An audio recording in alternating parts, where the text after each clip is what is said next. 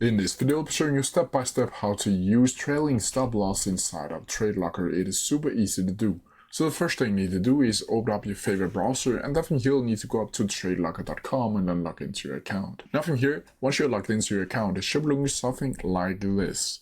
Now from here you'll need to go over to the left hand side and go over to the panel section over here and then choose market panels. From here it should look something like this. Now from here you'll need to find the specific instrument that you want to use the trailing stop loss for.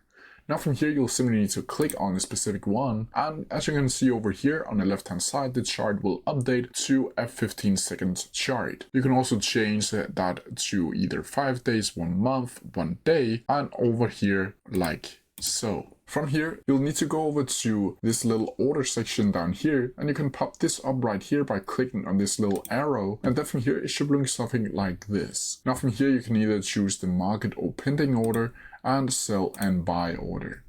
Now from here you'll need to choose the stop loss right here, and right to the left of that you'll see trail. Now as you can see, you'll need to have a broker available, and if you don't already have one, you can always just create one and verify yourself. From here you simply need to click on this, and then it will highlight itself, and then you can just choose the specific stop loss that you want to make for this order. From here you'll need to change the lot size or how many lots you want to purchase, and you can also change the lot size to USD by clicking right here. From here you'll simply need to click buy or purchase the order, and then from here it'll be visible inside of your positions tab down here. It will typically be going over here the pending order, and once it's done it will go over to the positions. But that's how you do it. If you have any questions about it, please leave them down in the comment section below, and I'll try my best to answer them as quickly as possible.